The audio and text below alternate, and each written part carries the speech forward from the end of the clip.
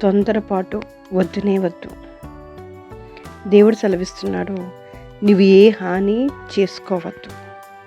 ఒకరోజు ఒక భార్యాభర్త ప్రార్థనా సహాయం నిమిత్తము ఒక సేవకుడి దగ్గరికి వచ్చారు.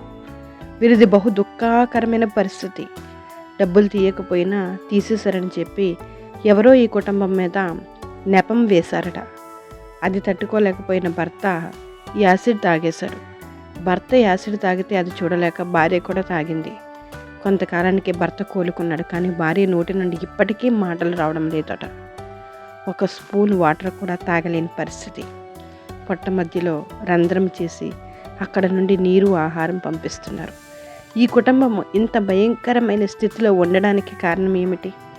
వారికి వచ్చిన శ్రమ నుండి, అవమానం నుండి వారిని విడిపించగలిగిన దేవుడు ఉన్నాడనే సత్యాన్ని మరచి చేతులారా హాని వీరికి వీరే చేసుకున్నారు. దయచేసి గమనించండి, మన ఆత్మీయ జీవితంలో ఎన్నో తొందరలు వస్తాయి. సాతాను ఎన్నో శోధనలు, వేదనలు తీసుకువస్తాడు. కాబట్టి మీ ఆత్మీయ జీవితంలో, భార్యాభర్తల మధ్య, మీ కుటుంబంలో, మీ ఉద్యోగంలో, మీ వ్యక్తిగత ఆరోగ్య విషయంలో ఏదైనా సమస్య వస్తే కోపంతో, ఆవేశంతో ఎన్నడూ తొందరపాటు నిర్ణయాలు తీసుకోవద్దు. ఆ కష్టాన్ని, అవమానాన్ని భరించలేక మీకు హాని చేసుకునే ప్రయత్నం చేయవద్దు. ఓ సహోదరి తన భర్త మీద కోపం వచ్చి చనిపోవాలని రైలు కింద పడింది. దారుణం ఏమిటంటే ఆమె చనిపోలేదు, కానీ రైలు కింద పడగానే 2 చేతులని 2 కాళ్ళని పోగొట్టుకుంది. మొండెం మాత్రమే మిగిలింది. ప్రాణాలతో బయటపడింది. కానీ ఇప్పుడు తినలేని, నడవలేని పరిస్థితి. ఈ తొందరపాటుతనము మిగిల్చిన భయంకరమైన శాపము ఈ జీవితము. జాగ్రత్త సహోదరి, సహోదరుడా.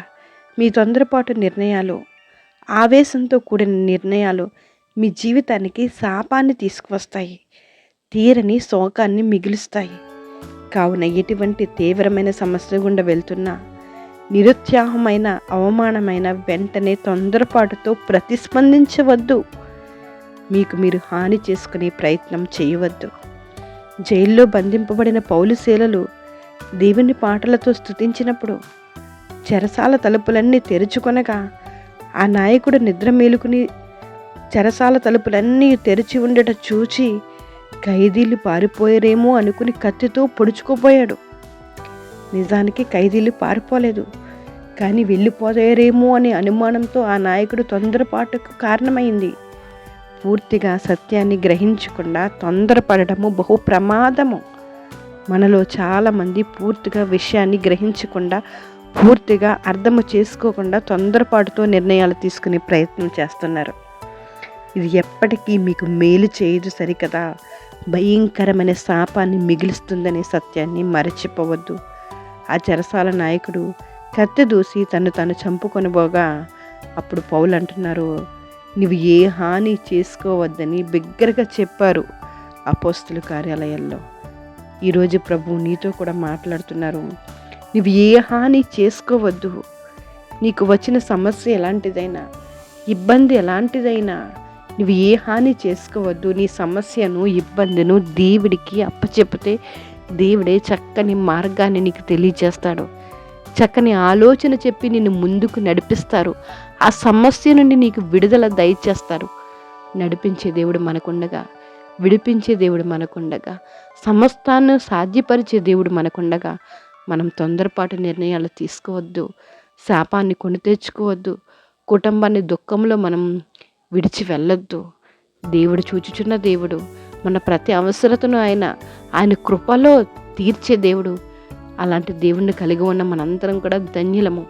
మనకి ఏ సమస్య ఉన్నా దేవునికి అప్పచెప్దాం. దేవుని ప్రేమను కోరుకుందాం. దేవుడు తప్పకుండా మన ప్రతి సమస్యను తీర్చును కాక. ప్రార్థిద్దాం. జీవం కలిగిన దేవా, మీకు వందనాలు, స్తోత్రములు తండ్రి. ఈ ఉదయకాలం నేను మీరు మాట్లాడుతున్నారయ్యా. తొందరపాటు వద్దునే వద్దు అని మీరు సెలవిస్తున్నారు ప్రభా. ఏ బిడ్డలోనైనా ఎటువంటి తొందరపాటుకి లోను కాకుండానైనా మీరు సహాయం చేయండి తండ్రి.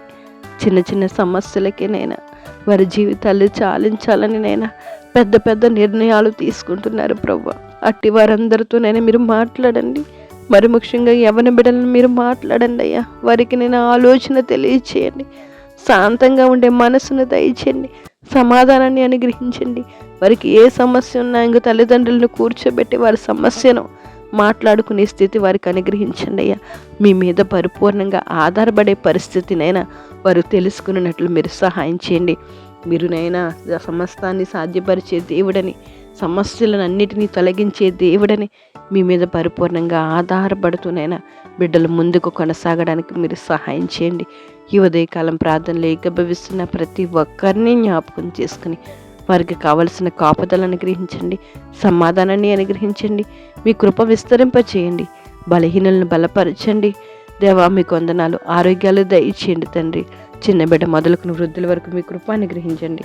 స్కూల్కి వెళ్తున్న బిడ్డలకు వారి ప్రయాణాల్లో తోడుగుండండి. మీ తెలివిని జ్ఞానాన్ని అనుగ్రహించండి. వారి చుట్టూ మీ దేవదూతలు కావలి ఉంచండి ప్రభువా. కంచి వేయండి. ఏ దుష్టుడి కన్ను ఏ ఆడపిల్ల మీద పడకుండానైనా మీరు సహాయం చేయండి. యవ్వన బిడ్డలను జ్ఞాపకం చేసుకోండి. ఎటువంటి చెడు వ్యసనాలకు నేను బిడ్డలు బానిసలు కాకుండా తల్లిదండ్రులకు విధేయత చూపిస్తూ నేను మీ యందు భయభక్తులతో ముందుకు కొనసాగడానికి, ఒక ఉన్నతమైన స్థానంలో బిడ్డలు ఎదగడానికి నేను మీరు సహాయం చేయండి. చదువులైపోయి ఉద్యోగాల కోసం ఎదురు చూస్తున్న బిడ్డలను జ్ఞాపకం చేసుకోండి అయ్యా. తండ్రి మీకు వందనాలు. ఇంకా తగిన కాలం మంది వివాహాలు జరగడానికి నేను మీరు సహాయం చేయండి. అనేక మంది కాంపిటేటివ్ ఎగ్జామ్స్కి ప్రిపేర్ అవుతున్నారు. మీ జ్ఞానాన్ని దయచేయండి. అనేక మంది ఎగ్జామ్స్ రాసి ఉన్నారు. రిజల్ట్స్ కోసం ఎదురు చూస్తుండగా మీరు పరిస్థితులు పట్టించుకునే సహాయాన్ని అందించండి ప్రభా. సమస్తాన్ని సాధ్యపరిచేదేవా మీకు వందనాలయ్యా. గర్భఫలం కోసం ఎదురు చూస్తున్న బిడ్డలను జ్ఞాపకం చేసుకోండి ప్రభా. మీరు ఇచ్చే బహుమానం పొందుకోవాలని ఎందరో ఆశతో ఎదురు చూస్తున్నారు. వారందరి కోరికను నేను దేవాస్తోత్రం మీరు నెరవేర్చండి. ఈ బహుమానాన్ని అనుగ్రహించండి అయ్యా. బాలింతల్ని చండి బిడ్డలని జ్ఞాపకం చేసుకోండి తండ్రి. గర్భం ఫలాన్ని దయచేసిన బిడ్డలను జ్ఞాపకం చేసుకుని నెలలు నిన్నంత వరకు మీకు ఆపదలు అనుగ్రహించండి తండ్రి. మీకు వందనాలు, స్తోత్రాలయ్యా. ఈరోజు ప్రయాణాలు చేస్తున్న ప్రతి ప్రయాణాన్ని జ్ఞాపకం చేసుకోండి. నీ రాకపోకలు ఎందుకు యెహోవా నిన్ను కాపాడినని వాగ్దానం నెరవేర్చండి. ఈరోజు పుట్టినరోజులు, పెళ్లి రోజులు జరిపించుకుంటున్న బిడ్డలను జ్ఞాపకం చేసుకుని మీ కృప అనుగ్రహించండి. వ్యవసాయదారులను జ్ఞాపకం చేసుకోండి ప్రభా. చేతి పని వారిని జ్ఞాపకం చేసుకోండి. ఉద్యోగస్తులను జ్ఞాపకం చేసుకోండి. చిన్న పెద్దనైనా వ్యాపారాలు చేస్తున్న వారిని జ్ఞాపకం చేసుకోండి. ప్రతి ఒక్కరి పట్ల అద్భుతమైన కార్యాలు మీరే జరిగిస్తారని, ప్రతి ఒక్కరూనైనా మీ మీద పరిపూర్ణంగా ఆధారపడుతూ ఎటువంటి హాని చేసుకోకుండా, ఎటువంటి తొందరపాటు నిర్ణయాలు తీసుకోకుండా మా దేవుడు ముందుకు మమ్మల్ని నడిపిస్తాడని నేను మీ మీద విశ్వాసంతో ముందుకు సాగడానికి మీరు సహాయం చేయండి.